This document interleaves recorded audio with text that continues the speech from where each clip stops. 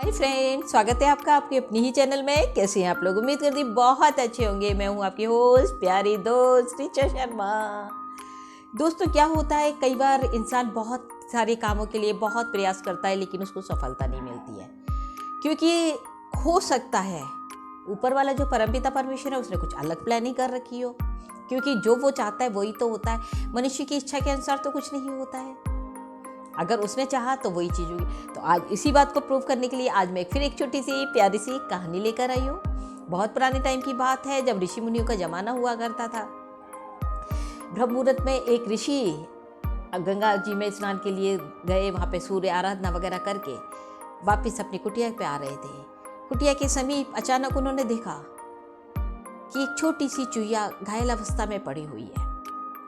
ऋषि को उसको देखते ही करुणा सी लगी और उन्होंने उसी समय उस चूहिया को उठाया, अपने आश्रम लेकर आए और उस पर अभिमंत्रित करके जल डाला और उसको एक 6 महीने की प्यारी सी बच्ची में बना दिया। उस बच्ची का नामकरण संस्कार हुआ सुकन्या, क्योंकि वो बहुत प्यारी थी और बहुत योग्य भी थी। और उसने धीरे धीरे सुकन्या अपनी बड़ी होने लगी। उन्हें वहाँ पे विद्या अध्ययन भी किया, खेल कूद वगैरह जितने भी आश्रम के कार्य थे वो उनको बहुत कुशलता से निपटाती थी। मतलब यथा नाम तथा गुण। और इसके साथ सोने में सुहागा, वो बहुत सुंदर भी थी, बहुत रूपवती थी। पर समय का चक्र तो अपनी गति से चलता रहता है।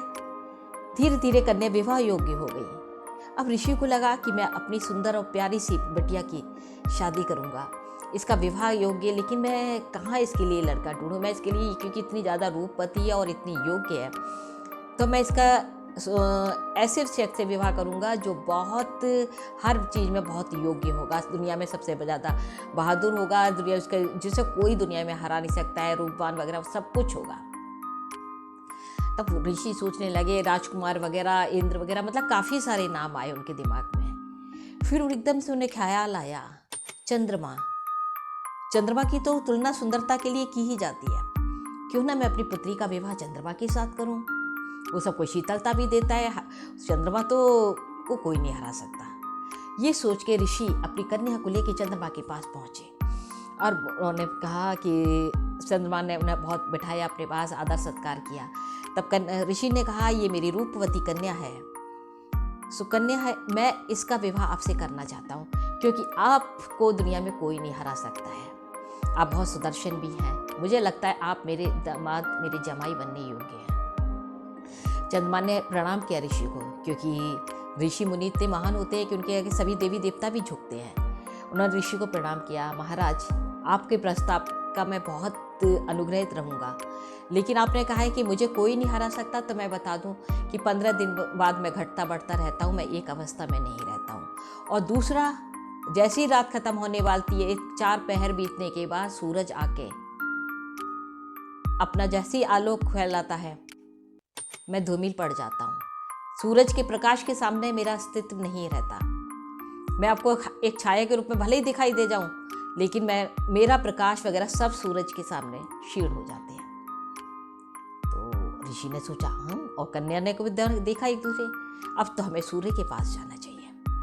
अब ऋषि अपने तपोबल से अपनी कन्या के साथ सूर्य भगवान के यहाँ पहुंचे। सूर्य देवता ने भी उनका बहुत आदर सत्कार किया, बिठाया। तब यही बात ऋषि ने सूरज के सामने दोहराई कि मैं अपनी रूपवती और योग्य कन्या का विवाह आपसे करना चाहता हूँ, क्योंकि आप दुनिया में सर्वश्रेष्ठ है, आपको कोई हरा नहीं सकता। क्या आपको कोई हरा सकता है? सूर्य भगवान ने भी यही कहा कि आपकी सुकन्या से विवाह करके मैं बहुत अनुग्रहित होऊंगा, लेकिन एक है जिसके सामने मैं भी कुछ नहीं कर सकता। ऋषि ने कहा, कौन? तो सूर्य बोले, मेरे से ज़्यादा शक्तिशाली बादल है। जब बादल आके मुझे सब तरफ से घेर लेते हैं तो मेरा प्रकाश धरती तक नहीं पहुंच पाता है। मैं बादल को भेद के धरती के पार प्रकाश नहीं भेज सकता हूँ, इसलिए मुझसे ज़्यादा श्रेष्ठ बादल है। अब क्या था, ऋषि अपने कन्या का हाथ पकड़ा और पहुंचे सीधे बादल के पास और बोले, बादल देव ने भी उनकी इस बात सुनी और कहा, ऋषिवर मैं बहुत अनुग्रहित होऊंगा आपकी सुकन्या से विवाह करके, क्योंकि आप जैसे ऋषि की संतान से विवाह करना बहुत गर्व की बात है, गौरव की बात है हम लोगों के लिए। लेकिन मैं आपको ने पूछा है श्रेष्ठता के लिए, तो मैं आपसे को सत्य बताता हूँ, हाँ, मैं सूर्य का ताप को ढकने की क्षमता रखता हूँ, लेकिन मुझे भी कोई इधर उधर घुमा सकता है, नचा सकता है। ऋषि ने कहा कौन? बोले वायु, पवन। अगर पवन के झोंके से मैं अपने स्थान से दूसरे स्थान पर जाने को विवश हो जाता हूँ, मुझे इधर से उधर जहाँ चाहे पवन मुझे नचा सकता है। तो ऋषि बोले ठीक है, हम अब पवन देव के पास चलते हैं। अब ऋषि देव पहुंचे पवन देव के पास। पवन देव से भी अपनी बात कही। पवन देव ने भी हाथ जोड़ के कहा, ऋषिवर, आपकी जैसे योग्य ऋषि की कन्या से विवाह करना मेरे लिए बहुत ज़्यादा गौरव की बात है। लेकिन आप पूछ रहे हैं कि श्रेष्ठ कौन है, तो मैं आपको बता दूं, हाँ, मैं बादल को हर इधर उधर नचा सकता हूँ, लेकिन कोई एक है जो मेरा मुकाबला कर सकता है। ऋषि बोले वो कौन है? तो बादल बोलने लगा, ये जो पहाड़ की चोटी दिखाई दे रही है ना आपको, इससे टकरा के मैं वहीं पे रह जाता हूँ। इस पहाड़ की चोटी को मैं टकरा के पार नहीं निकल पाता हूँ। ये मेरा मुकाबला ऐसी खड़े बस में कर लेता है। ऋषि बोले हैं। अब कन्या का हाथ पकड़ा, ऋषि पहुंचे सीधे पहाड़ के पास।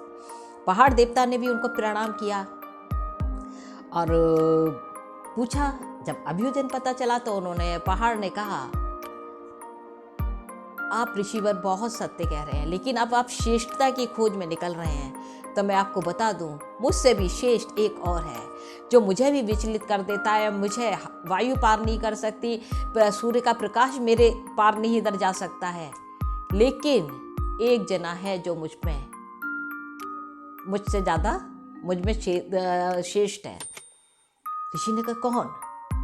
तो तुरंत उसने कहा, पहाड़ देवता ने कहा, चूहा। चूहा ऐसा है कि मैं इन सबसे ऊपर होने के बाद भी चूहा मेरे अंदर बिल बना लेता है, मुझे खोद डालता है, मैं सुरंगे बना लेता है।